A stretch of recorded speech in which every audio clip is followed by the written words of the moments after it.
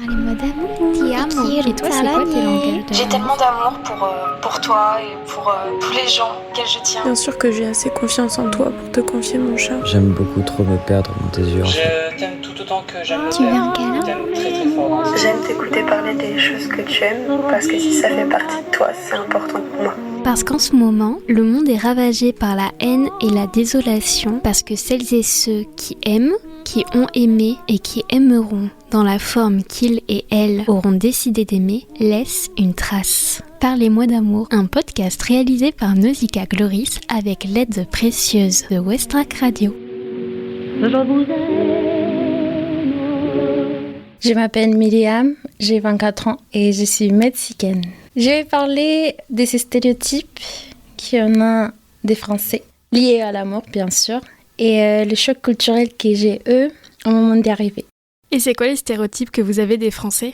Au Mexique, nous généralement on pense que, en gros, la France c'est un pays d'amour. Surtout Paris. La tour Eiffel, chocolat, les fleurs. On a toujours cette idée que les Français sont des gens romantiques. Et en plus, les films, la publicité donnent toujours cette vue, cette idée. Du coup, moi, j'avais toujours en tête ça. Tu vois, les Français, waouh, sortir avec un Français, les cadeaux, des fleurs, les bisous. En plus, il y a un bisou français, selon moi. Ah, le French kiss. Yeah. Mais c'est le bisou avec la langue, non? C'est français, hein, c'est bon. Bon, du coup, moi je venais tout le temps avec cette idée, c'est à peu près la même idée qu'on a en Mexique de l'amour. Je quitte le Mexique, j'arrive en France 2020, je commence ma vie et du coup tout tombe d'un coup. Je dis, ah non, c'est pas vrai, c'est pas comme ça. Et tout arrive avec les quotidiens, quand je connais des gens, quand je connais des couples, même des couples et tout. Et tu te rends compte que c'est juste un stéréotype, c'est juste une idée que les gens donnent, mais c'est pas la la vérité. Et par exemple, j'ai connu un couple, ils avaient déjà 5 ans ensemble et elle avait reçu juste une fois des fleurs. Juste une fois. Et du coup, tu te dis, mais comment ça? Nous, au Mexique, chaque mois, on a des fleurs, chaque mois, on a des cadeaux parce qu'on a l'anniversaire de chaque mois. Tu vois, un mois ensemble, 2 mois ensemble, etc. Et elle m'a dit non, en fait, il m'a donné juste une fois des fleurs. Et c'est comme ça qu'on est ensemble et tout.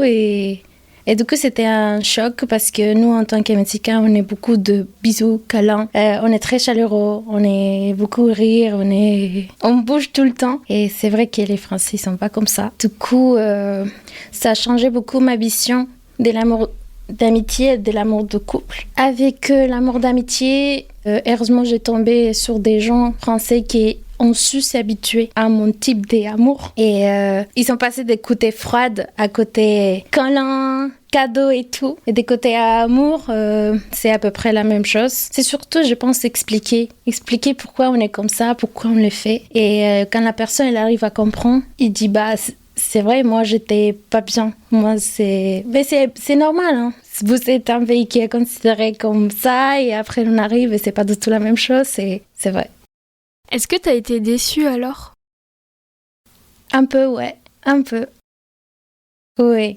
Parce que, au Mexique, on fait tout en grand. Si on va te faire une proposition d'être en couple, ça va être énorme. Les mecs avec un cheval, les chapeaux, des fleurs, des musiciens. C'est vrai, je l'ai vu sur internet que vous engagez des musiciens lors des restaurants, lors des dates, pour avoir une petite musique faite par des musiciens-musiciennes à côté pour vraiment créer une bulle d'amour lors de vos dates. Oui. Et généralement, c'est un groupe entier. Ça peut être 10 personnes, 10 musiciens qui sont là juste pour te chanter à toi et ton copain. Et après, tu arrives et ici, ils font rien. Et ils posent même pas les questions si tu veux être en couple avec la personne. Tu vois, c'est juste, on passe beaucoup de temps ensemble, on est ensemble, c'est beau. Ça, c'est vrai que ça a été un gros débat avec un amoureux mexicain que j'ai eu dans ma vie. Pour vous, c'est hyper important de dire est-ce que tu veux sortir avec moi? Est-ce que tu veux vraiment créer quelque chose? Alors que j'ai l'impression que nous, en France, on a eu ça quand on était plus petits, de « Oh, tu veux être mon amoureux, tu veux être mon amoureuse » et c'était important de le graver, mais qu'aujourd'hui, j'ai l'impression que nos relations sont de plus en plus libres, qu'en fait, c'est pas important de graver dans le marbre une relation. Oui. Et oui, c'est vrai. C'est surtout une mentalité qu'il y en a au Mexique. En plus, c'est toujours les garçons qui les font. Tu vois, c'est toujours les garçons qui préparent tout, c'est toujours les garçons qui posent la question. Mais de toute façon, la fille, elle a le droit de dire oui ou non. Tu vois, tu peux poser la question avec des chevals, des musiciens et tout, et la fille, elle peut dire non. Il n'y a pas de pression. Non, il n'y a pas de pression. Évidemment, des fois, les gens, ils essayent de faire en face de tout le monde, en face des familles, en face des potes. Pour eux, c'est pour montrer l'amour. Mais des fois, pour nous, en tant que filles, ça donne une pression. Je dois répondre oui, parce qu'il y a tout le monde qui regarde, qu'est-ce qu'ils vont penser de moi. Et des fois, tu trouves des filles qui commencent à courir en pleurs, parce qu'ils sont tellement stressés pour les moments, parce que la fille, elle voulait dire non, mais elle peut pas dire non, parce qu'il y a tout le monde en face. Et nous, on prend beaucoup en considération ce que les gens pensent de nous, de notre réputation, on va dire. Du coup, des fois, on se trouve tu trouves des filles en situation comme ça. Et c'est pour ça que moi, je trouve que c'est mieux en petit privé, juste les garçons, la fille, les musiciens, ok, c'est pas grave, ils vont savoir. Mais c'est plus privé, comme ça, la fille, elle a la liberté de dire oui ou non. Mais oui, pour nous, c'est important parce que ça prouve un engagement qu'il y en a avec la personne. On te montre vraiment que t'es important pour nous, on veut être avec toi, on te pose la question, on te donne un show entier. Et c'est comme ça que pour nous, c'est comme je veux être avec toi. C'est une façon d'exprimer l'amour qu'il y en a. J'ai l'impression que c'est vous qui êtes plus romantique que nous. En fait, le stéréotype est complètement inversé. Ouais. Vous avez quand même... Attends, comment on dit en espagnol El Callejón del Beso. Callejón del Beso. Comme Roméo et Juliette, en fait, vous faites des bisous au balcon et vous avez même créé des places pour le faire. Oui, et c'est une vraie histoire, en fait, les Callejón del Beso. En fait, c'était deux familles qui habitaient... ils n'habitaient pas dans le même endroit, mais c'était deux familles. Une famille riche, une famille pauvre. Chaque famille avait un enfant. De la côté riche, c'était une fille. De la côté pauvre, c'était un garçon. Pour hasard du destin, ils se sont rencontrés, ils sont tombés amoureux. Mais tu as la diversité, la différence sociale qu'ils avaient. Les pères de la fille, il a interdit de voir au garçon. Et du coup, des fois, ils s'échappaient. Ils montaient dans les Callejón del Beso, où il y avait deux balcons qui étaient presque ensemble. Ils pouvaient se donner des bisous, ils se voyaient là-bas. Jusqu'à qu'un jour, les pères ils se rendent compte. L'autre famille, pareil. Et quand ils sont là en train de se donner un bisou, les pères, ils tuent à sa fille. Et du coup, lui, il commence en pleurs. C'est pour ça qu'il est considéré comme le lieu de l'amour. Parce qu'il était en train de donner tout son amour jusqu'à la dernière moment. Et généralement, quand tu es en couple, les gens vont là-bas, ils se donnent des bisous pour symboliser que votre amour, il sera toujours jusqu'à la fin. Il sera là. Et on le fait, hein. Et tu peux partir avec ton copain, tu prends des photos, tu es là. Tu peux pas monter au balcon. Tu peux juste rester en bas. En bas, il y a des petits escaliers. Mais c'est une histoire qui touche à tout le monde. Et généralement, on a pris comme tradition d'y aller. Tu vois, plein de couples en train de faire des photos, des bisous. Après, on a un peu ce cliché-là aussi à Paris, tu sais, on mettait à un moment donné, bon, ça a été arrêté parce que justement, il y a eu des petits problèmes, mais les couples mettaient des cadenas au niveau d'un pont à la Tour Eiffel. C'est un peu similaire quand même. Bon, oui. Après, ça pesait trop lourd et le pont allait s'effondrer de trop d'amour. Oui, j'ai vu ça aussi. Et c'est tout ça qu'on voit sur les films, tu vois. Les films, les publicités, les photos sur Internet. Et tu te dis, waouh, l'amour. L'amour à Paris, l'amour en France. C'est l'idée qu'il y en a tout le temps. Et tu finis à regarder une série en mangeant du McDo avec ton amoureux en France et c'est pas du tout la même histoire. Non, et même vous avez des façons différentes pour montrer l'amour. Pour nous, c'est toujours des cadeaux, des bisous, des câlins, des fleurs, des lettres, du chocolat, tout ça. Et pour vous, c'est complètement différent. Par exemple, avec mon copain, il est plus de me dire « tu vas bien, t'as besoin de quoi ?» Il me ramène, je ne sais pas, de la nourriture ou des choses plus simple qu'on peut faire au quotidien. Ça, pour lui, c'est sa façon de me dire « je t'aime ». Pour nous, oui, on peut montrer au quotidien, mais on a 7 plus de cadeaux, des bisous, des fleurs, des lettres, même de faire des chansons et tout, des poèmes. On est plus comme ça. C'est drôle, ça me fait penser à un moment donné où j'étais dans la phase de séduction avec... cet amoureux mexicain. Et il était venu à un moment donné m'apporter du chocolat chez moi. Il était pas resté. Et j'étais en mode mais qu'est-ce qui se passe? Enfin, qu'est-ce qu'il me veut? Et j'avais une coloc, ma coloc était colombienne, et je la regarde et je dis, mais il est parti, il m'a donné du chocolat, je comprends pas. Et elle m'avait dit, vous avez inventé le French kiss, on a inventé la séduction. Mais c'est vrai, c'était la première fois qu'on m'offrait du chocolat comme ça, en me disant, tiens, t'as tes règles du chocolat, je repars. Oui. Et en plus, on part des moments au hasard. C'est pas une date établie, c'est pas un moment établi. Vraiment, je peux marcher, je vois quelque chose qui me rappelle à mon copain, je l'achète direct et je donne. C'est tout. Pour nous, entre plus et entre plus grand, c'est mieux. C'est pour te dire je t'aime. Tiens, tout est à toi. D'ailleurs, vous avez plusieurs façons de dire je t'aime. Oui, on a les je t'aime, que c'est te amo. C'est pour les amoureux, vraiment ta couple ou ça peut être même ta famille. Après, on a te quiero, que c'est plus comme je t'aime bien. Pas comme le je t'aime bien d'ici de France, sinon plus j'ai appréciation vers toi. Tu le dis plus pour les potes et tout. Tu peux pas dire... Bon, au début, tu peux dire à ton copain te quiero parce que ça commence l'amour. Mais si vous avez déjà beaucoup de temps ensemble, tu peux pas le dire te quiero parce que c'est comme t'es mon pote. Tu vois, t'es pas mon copain, t'es mon pote. Du coup, c'est cette expression de te amo. Du coup, j'arrive en France, je connais quelqu'un et me dit je t'aime. Je suis comme oh, tranquilo, ça va trop vite. C'est te quiero d'abord. Et du coup, en même temps, c'est expliquer la différence parce que même en anglais, c'est juste I love you and I like you, c'est pote. Copain. Oui, et vous avez juste je t'aime, je pense. Ouais, on a aussi je t'adore, mais personne l'utilise. Je t'adore, c'est vraiment pour mettre quelqu'un un peu dans la friendzone ou ce genre de choses, tu vois, même si la friendzone n'existe pas. Mais le je t'aime est très compliqué à dire en France, j'ai l'impression, pour beaucoup de personnes. Moi, je dis je t'aime hyper facilement parce que je t'aime, c'est genre moi. Mais c'est vrai qu'il y a beaucoup de personnes qui attendent en couple un certain moment avant de dire je t'aime. C'est hyper compliqué parce que comme on a une seule façon de dire je t'aime, bah, le je t'aime devient précieux pour certaines personnes est trop précieux et vraiment gage d'un amour on va finir ensemble, avoir 3 chiens, une maison.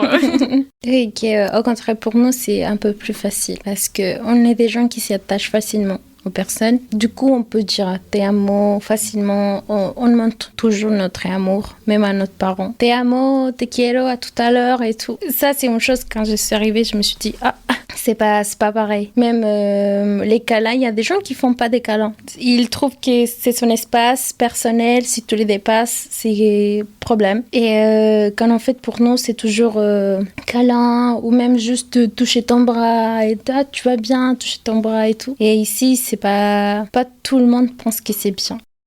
Ou même tu touches juste ton bras, il pense que tu veux avec lui. Bah non, c'est juste je touche ton bras, c'est normal. En fait, je suis mexicaine. Et là, t'es en couple avec un Français. Oui. Comment ça s'est passé? On travaille ensemble depuis un moment, dans les mêmes lieux, mais on ne se parlait pas. On était juste des collègues de travail, tu vois, ici, par là. Après, il y avait une soirée, on était chez des potes et tout. Et il allait partir. Du coup, il allait me faire la bise. Je ne sais pas comment. On a fini avec un bisou.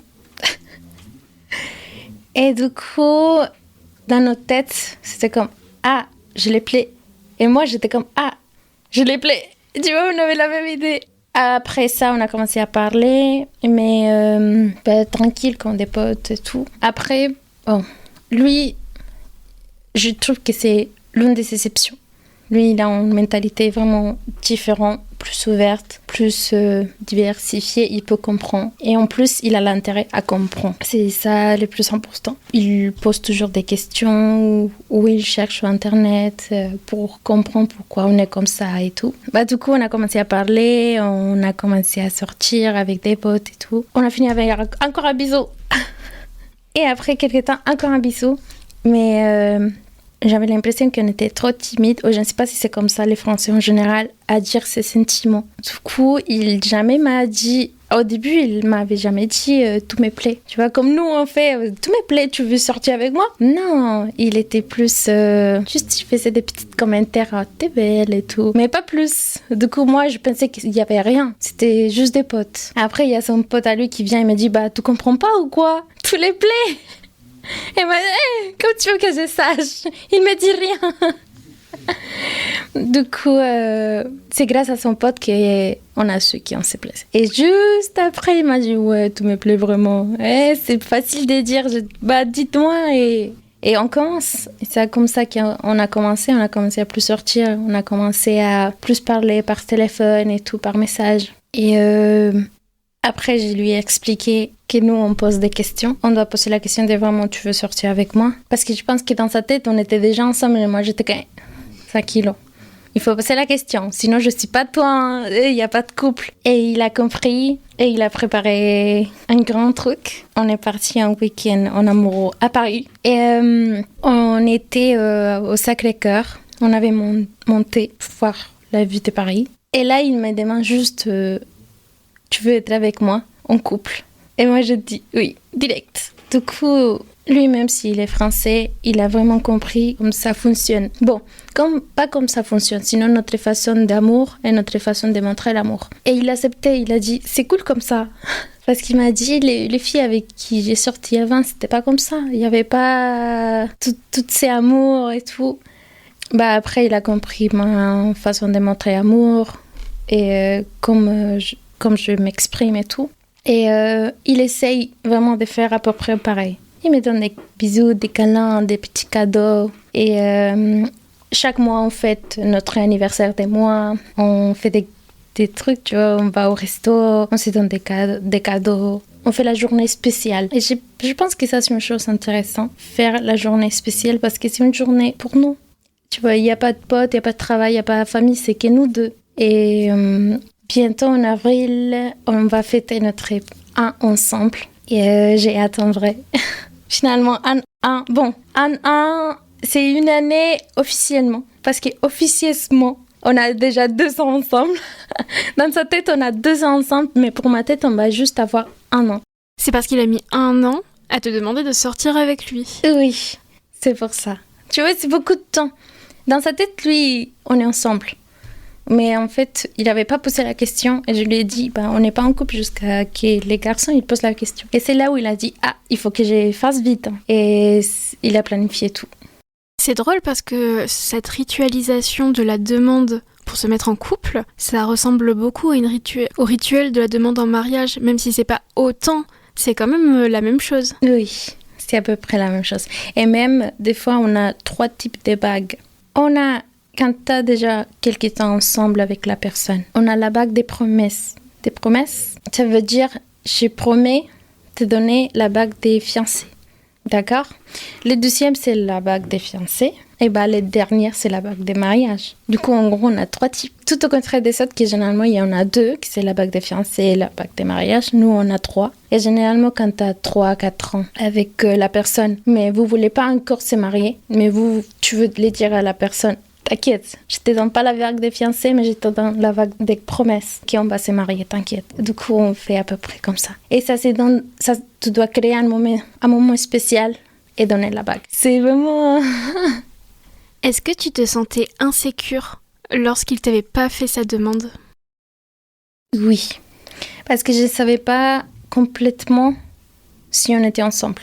Tu vois, des fois, ça peut arriver des garçons qui me parlaient ou m'envoyaient des messages. Et moi, j'étais comme... De toute façon, même dans ma tête, j'avais déjà un engagement avec lui, un respect envers lui. Du coup, j'ai reculé tout le temps les garçons. Mais en même temps, j'avais besoin de quelque chose de concret, de savoir vraiment, on est ensemble, ça commence à compter notre temps ensemble. Et je lui ai expliqué ça, je lui ai raconté ça, je lui ai montré même des photos, tout. Et elle a dit, d'accord, je vais les faire, t'inquiète. Et à la fin, il l'a fait, mais oui, ça te laisse au noir. Parce que beaucoup de personnes ont dit qu'ils disent, s'il n'y a pas la question, je suis pour tout le monde. Ça veut dire, je peux sortir avec ce que je veux. Du coup, quand les garçons, même si vous sortez, même si vous avez des dates et tout, si lui, il ne pose pas la question, beaucoup de personnes pensent, je peux sortir en même temps avec des autres personnes. Mais moi, j'ai décidé de vraiment dire, même s'il n'a pas posé, je reste en respect vers lui et je suis avec personne. Et après, il a compris, il m'a posé la question. Et pourquoi c'est pas la fille qui pose la question? En Mexique, on a cette idée encore de que c'est l'homme qui apporte les choses. C'est l'homme le plus important. C'est plus je ne sais pas comment on dit ça en français, la galanterie. La Non. galanterie, ouais. Oui. Du coup, c'est les garçons qui proposent tout à la fille. Généralement, c'est pour ça que c'est les garçons qui posent la question et donnent tout à la fille. Et la fille, elle donne quoi? On donne tout notre amour. C'est à peu près comme ça. Même, bon, maintenant, je pense que dans quelques villes, tu peux trouver des filles qui posent les questions. Mais comme la plupart des gens en Mexique, ils habitent à la campagne, ils ne sont pas encore très modernisés. Il y a encore cette idée de c'est les garçons qui posent toujours la question. Mais bien sûr, tu peux trouver des filles qui disent non, je t'aime tellement, ou que le garçon il est un peu timide et il n'y arrive pas. Et c'est la fille qui dit vas-y, viens, on se met ensemble. Et le garçon il dit oui, ou le garçon il dit non. Mais généralement, c'est comme ça. C'est les garçons. Et après, la fille, ça peut être un peu bizarre, mais on va dire on est des femmes à marier. Ils nous préparent. Notre famille, notre entourage nous prépare à ça. On peut étudier, on peut avoir notre vie professionnelle et tout, mais en même temps, derrière, ils te préparent tout le temps pour la vie de mariée. Du coup, quand tu acceptes, tu donnes ça. Tu donnes tout ce que tu as appris pour être en vie en mariée. Et où se situe l'indépendance de la femme dans ça? Je pense que ça va dépendre des couples. Pas tous les couples sont très ouverts. On a encore toute cette idée des traditions, de la famille. Il y a des femmes qui restent vraiment à la maison. Il y a des autres types de couples qui disent non, t'inquiète, tu peux travailler, tu peux faire tes choses et à la maison, on fait ensemble et tout. Par exemple, mes parents, ils sont comme ça. Mes parents, c'est comme... ils se partagent les responsabilités. Ils font les responsabilités ensemble. Ma mère, elle est complètement indépendante. Tu vois, de sortir, de faire, d'acheter, de bouger. Et pareil pour mon père, mais en même temps, ils sont en vie en mariée. Du coup, ça dépend beaucoup des couples, s'il y aura d'indépendance ou pas pour la femme. Est-ce que le divorce est bien accepté au Mexique? Non, il n'est pas bien accepté. Ici, je vois ça. Pour les gens, c'est facile, c'est marier, c'est divorcer. Au Mexique, non. Bien sûr, il y a des gens qui se divorcent, mais c'est pas une chose bien acceptée. Parce que nous, on est des catholiques. Si nous, on va se marier, on va les faire à l'église. Pas forcément... Oui, on peut les faire aussi à la mairie et tout, mais c'est plus important à l'église. Du coup, c'est un compromis, un engagement que t'as pas juste avec la personne, sinon aussi avec Dieu. Et pour nous, Dieu, c'est important. Du coup, le divorce, dans la religion, il est pas accepté. Bon, il est pas très bien accepté. Du coup, pour nous, le divorce, il est pas quelque chose de bien vu ou que les gens puissent comprendre. Ça veut dire qu'il n'y a pas de femmes plutôt âgées qui sont célibataires, ou alors elles sont très très mal vues par la société? Généralement, il n'y en a pas. On n'a pas des femmes... Ça n'existe pas? Non. Ça peut exister, mais pas beaucoup. Parce que si tu trouves généralement une femme âgée célibataire, c'est parce que son mari a décédé. Oui, c'est plutôt comme ça. Pas parce qu'elle a divorcé, elle reste toute seule. Non, généralement non. En fait, au Mexique, vous restez quand même beaucoup dans tous les rituels de l'amour, du mariage, etc. Alors que peut-être qu'en France, on essaie de s'en dégager le plus possible actuellement. Oui. Nous, même avec la famille, je vois beaucoup. Nous, on est très familial. On est tout le temps avec la famille. La famille, c'est plus important pour nous. Plus que l'argent, plus que le travail, plus que tout le reste. C'est la famille d'abord. Par exemple, tu peux naître dans une ville et tu peux rester là toute ta vie et jamais visiter autre chose parce que c'est ta famille qui est là-bas. Tout au contraire ici en France. Et au lycée, à l'université, vous partez ailleurs pour étudier, pour voyager, pour connaître. C'est un peu plus facile, je trouve que c'est un peu plus facile pour vous de se détacher de votre famille que tout au contraire de nous. Que c'est vraiment difficile à partir. C'est difficile de prendre la décision. Désolée, je vous aime, mais je vais partir. C'est ce que tu as fait? C'est ce que j'ai fait. Oui. Et c'est chaque année que je vais en famille, c'est encore plus difficile. On peut penser c'est facile. Avec le temps, tu vas t'y habituer, mais non. Au contraire, c'est plus difficile, c'est être loin d'eux. Mais en même temps, tu sais que c'est mieux être ici. Et du coup, c'est une douleur que tu vas avoir toutes les jours. Mais en même temps, tu dis, bon, ça va être pour ma vie, ça va ramener des bonnes choses à l'avenir. Je peux faire cette petite sacrifice pour avoir les meilleurs.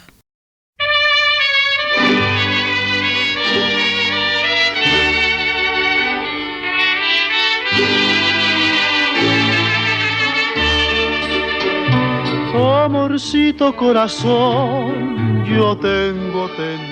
Vous venez d'écouter le 49e épisode du podcast Parlez-moi d'amour, en compagnie de Myriam, 24 ans, diplômée en commerce international. La chanson que vous écoutez a été choisie par Myriam et il s'agit de Amorcito Corazón de Pedro Infante. Si vous aussi vous voulez parler d'amour en ma compagnie, n'hésitez surtout pas à m'écrire à l'adresse nausicaa@west-track.com ou sur Instagram sur le compte Nausicaa Farnahom. Parlez-moi d'amour, un podcast réalisé par Nausicaa Gloris. Que la dulce sensación de un beso mordelón quisiera. Amorcito corazón, decirte mi pasión por ti. Compañeros en el bien y el mal, y los años nos podrán pesar. Amorcito corazón, será